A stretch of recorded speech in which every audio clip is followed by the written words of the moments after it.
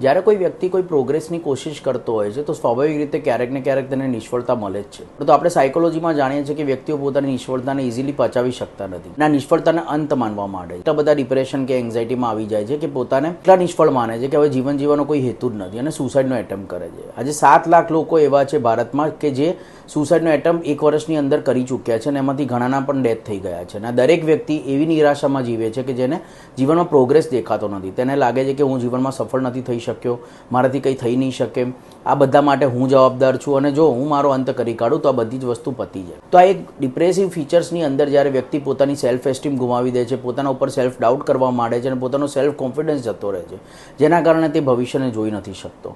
નિષ્ફળતા એ જીવનનો એક ભાગ છે. જેમ સફળતાની આપણે પાર્ટી રાખીએ, જેમ નિષ્ફળતાને પણ આપણે સ્વીકારવું પડશે. આપણે જાણવું પડશે કે નિષ્ફળ થવાના કારણો શું છે. પોતાનું ક્રિટિસાઇઝ કરો, પોતાની અંદર રહેલી ભૂલને શોધો, પણ પોતાના ઉપર એકલા હાર્શ ના થાઓ કે જીવનનો અંત કરી કાઢો. જો તમે આટલું પચાવતા શીખી જાઓ કે નિષ્ફળતાને કઈ રીતે બહાર કાઢવી. આપણે ઘણી બધી સક્સેસ સ્ટોરી, ઘણા બધા મોટિવેશનલ લોકો સાંભળ્યા છે કે જે ક્યારેક ને ક્યારેક જીવનમાં નિષ્ફળ થયા હતા, પરંતુ ફરીથી તેમણે પ્રયત્નો કર્યા, પોતાની ભૂલો શોધીને આપણી સામે તેમની સક્સેસ સ્ટોરી છે. તો પોતાની પણ સક્સેસ સ્ટોરી બનાવવા માટે આટલું જાણો કે એક નાની મૂવમેન્ટ ઉપર જો પોતાની સેલ્ફને તમે ટકાવી દેશો, પોતાની સેલ્ફને તમે રોકી લેશો, તમે કોઈકની હેલ્પ લઈ લેશો, તો બની શકે છે કે તમે સક્સેસફુલ બનો. દરેક નિષ્ફળતા એ અંત નથી, એ વસ્તુ યાદ રાખજો.